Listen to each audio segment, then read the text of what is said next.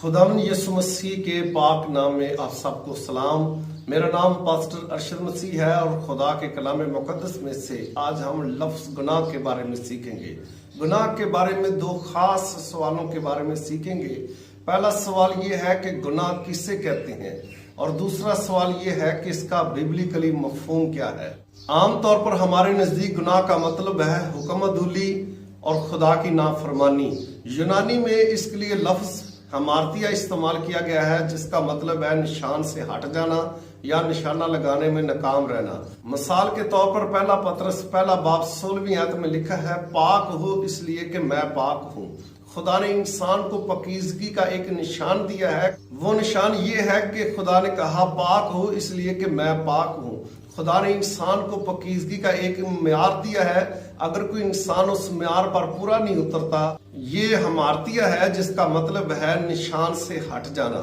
एक और लफ्ज यूनानी में गुनाह के लिए इस्तेमाल किया गया है और वो लफ्ज है पैराथून, जिसका मतलब है खुदा के कानून को पांव के नीचे रौंदना। मिसाल के तौर पर हम 10 अहकाम में पढ़ते हैं तो अपने बाप और माँ की इज्जत करना, तू ज़ना ना करना, तू चोरी ना करना, तू झूठी गवाही ना देना। हम इन हकाम से बहुत ही अच्छी तरह वाकिफ हैं और खूब जानते हैं, लेकिन जब कभी हमें मौका मिलता है तो हम खुदा के इन हकाम की नाफरमानी करते हैं और खुदा के कानून को अपने पांव के नीचे रौंदते हैं, और ये पैराथून है। पस साबित हुआ कि खुदा की पकीजगी के म्यार को पूरा ना करना और खुदा के कवानीन को अपने पांव के नीचे रौंदना गुनाह कहलाता है। दूसरा सवाल यह है कि इसका बिबलिकली मफहूम क्या है। खुदा के कलाम मुकद्दस में बहुत ही खूबसूरती से इसकी वजाहत की गई है। पहला यूहन्ना का खत 3 बाब 4 आयत में लिखा है, गुनाह शरअ की मुखालफत है। पहला यूहन्ना का खत 5 बाब 17 आयत में लिखा है, हर तरह की नाराज़गी गुनाह है।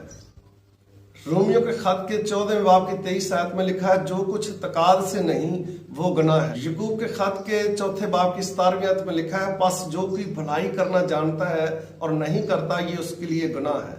पस हर वो चीज जो खुदा के जलाल से मरहूम कर दे गुनाह कहलाती है। रोमियो के खत के 3 बाब की 23 आयत में लिखा है, सब ने गुनाह किया और खुदा के जलाल से मरहूम है। ये बाइबल मुकद्दस की बहुत ही खूबसूरत हकीकत है जो गुनाह की हकीकत और उसके मफहूम को समझने में हमारी मदद करती है। अगर आप गुनाह की हकीकत को समझ चुके हैं, हासिल कलाम यह है कि जिस तरह खुदा गुनाह से नफरत करता है और उसकी आंखें इस कदर पाक है कि वो बदी को देख नहीं सकता, वैसे ही हमें भी गुनाह से नफरत करनी है और अपने आप को गुनाह से दूर रखना है और इस बदी पर गालिब आकर अपने खुदा के नाम को जलाल देना है। खुदावंद आज के कलाम से हम सबको बरकत दे और तौफीक बख्शे कि हम गुनाह पर गालिब आए और हमेशा अपने खुदा के नाम को जलाल दें। आमीन।